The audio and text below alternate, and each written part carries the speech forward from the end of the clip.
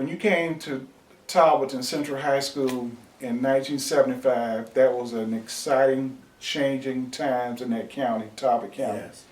We integrated schools in 1970, but we didn't integrate public accommodations until 1974. And they had just filmed a movie there called Bingo Long and Traveling All-Stars. And I got a chance to personally meet Richard Pryor, James Earl Jones, Billy D. Williams. And it was a time of possibilities.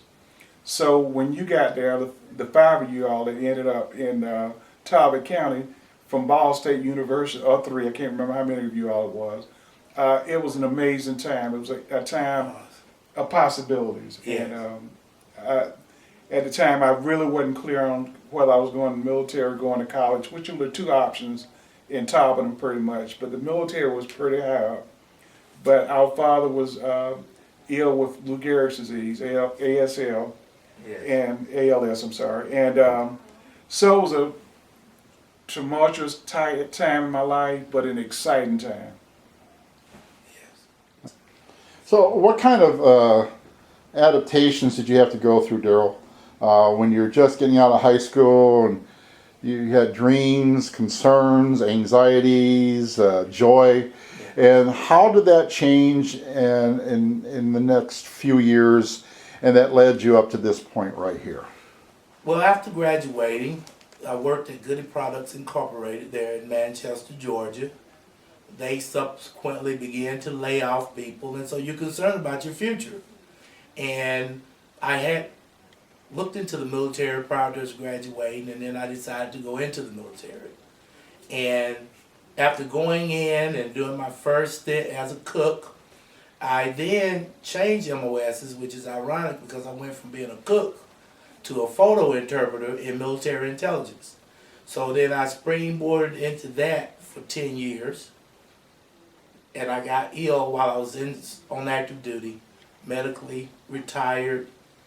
And that's at that point when I got out of the military, came to this area because my first spouse was from this area.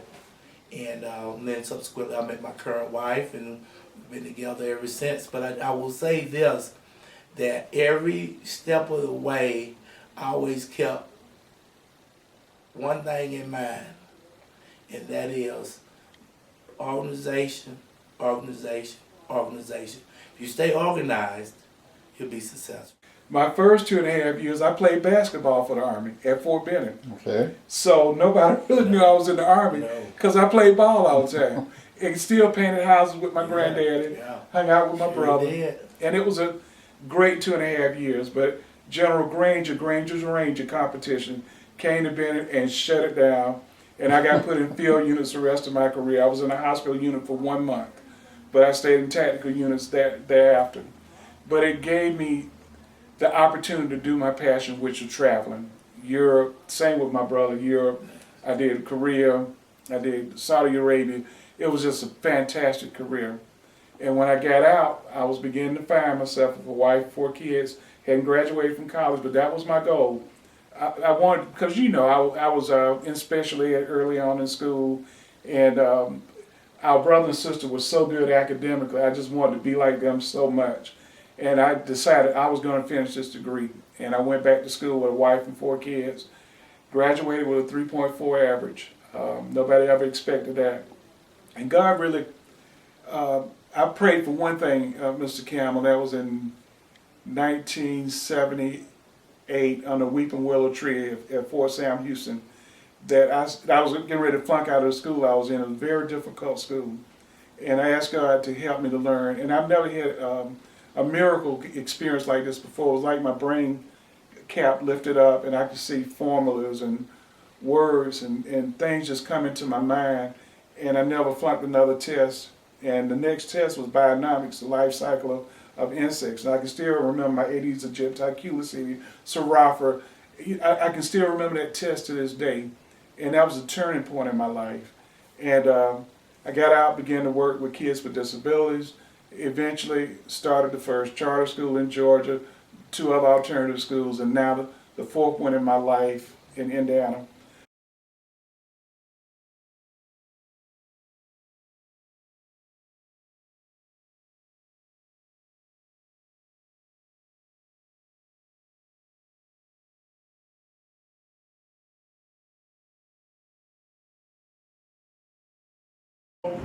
let's take you back to the days of Putnam County. And you're getting ready to graduate from high school. What's going through your mind at this point? That I didn't want to graduate And why is that? because I was having way too much fun in high school. Okay, were you working then at all? No. Okay, so it was just all basketball and did you Well, play we worked softball during too? the summer. Huh? We worked during the summer. Oh, you were you were on a farm, weren't you? Yeah. Yeah. So, but I did not play you softball. did not play softball. Lori did, but I didn't. Yeah. Okay. Yeah, I remember that now. So you're getting ready to graduate. So what direction were you thinking about going at this point?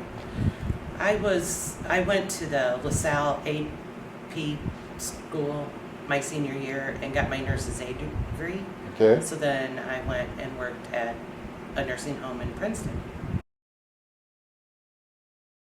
What are you doing now? I'm working at High Tech Electronics in Oglesby, and we do circuit boards for like wall razors, military stuff, all different kinds. Okay. And what have you done between then and now? I worked as a paralegal in a law office in Lakin, and I worked for the Peoria County State's Attorney's Office for 6 years. And prior to all that, I was a dispatcher at Putnam County Sheriff's Office full-time for 8 years, and then Marshall County for about 7. So it's kind of a combination of law enforcement, medical profession, and then you're into the high-tech supply company, Yeah. basically. Is this the path you would have dreamed for yourself when you got out of high school? Oh, probably not, but I got a lot of experience. So, Jeff's been out of high school since 1988, so if I do the math, that's 36 years. Yes. Wow, you're old. I am getting old and feeling old.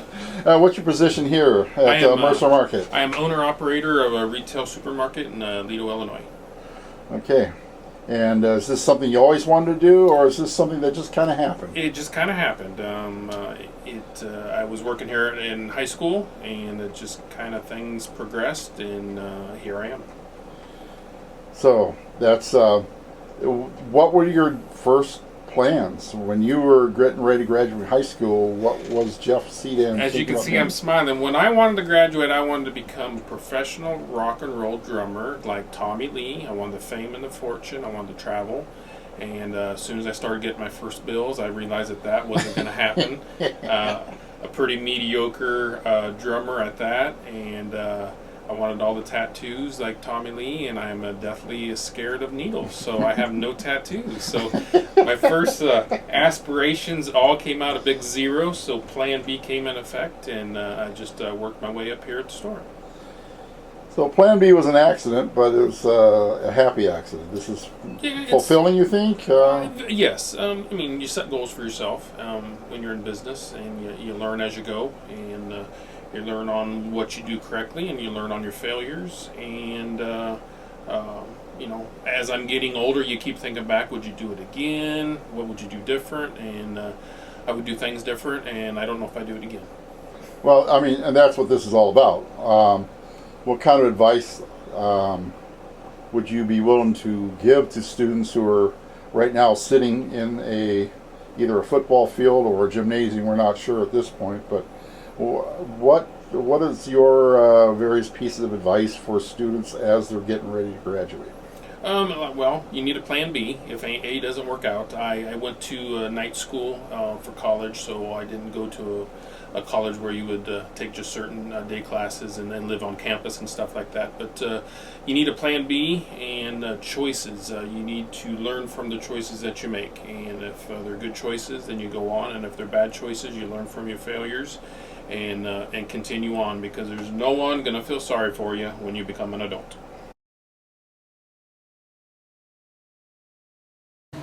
So, Colin, when you graduated in 2016, you had a long storied career with us in Scholastica, of course. Everybody knows the phenomenal feats you had in that respect. But what were your goals, particularly when you were getting ready to leave high school? Yeah, I think part of it was I didn't know exactly what I was going to do, but I had some ideas. I wanted to go, you know, in the school, do some maybe political science, international relations type thing.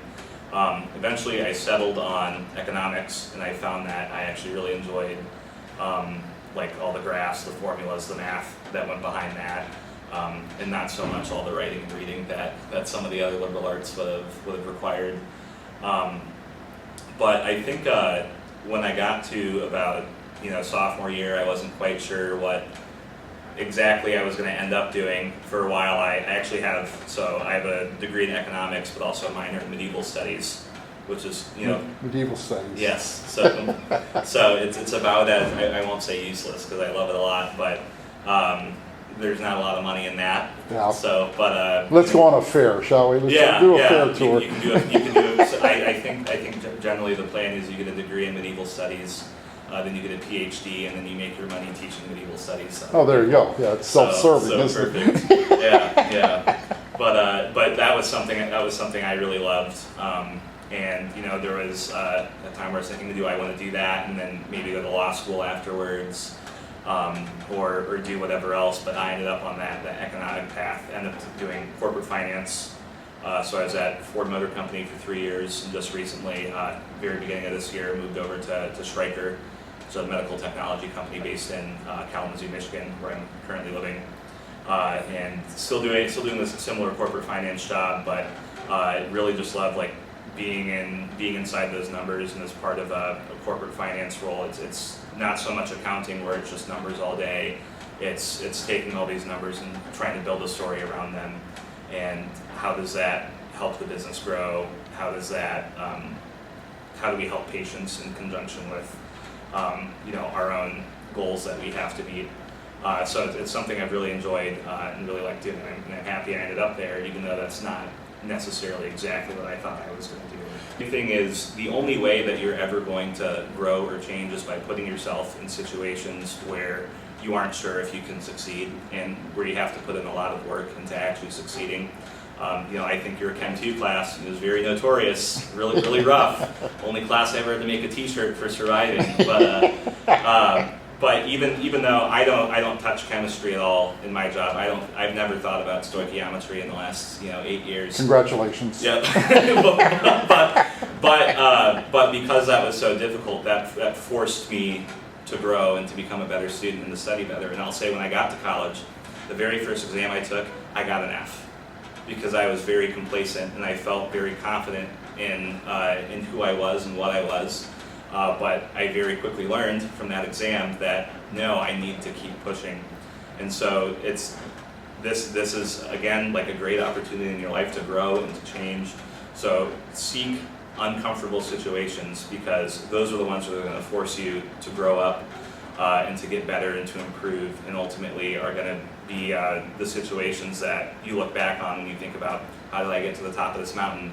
It's all of those challenges and opportunities for growth that you went through years ago.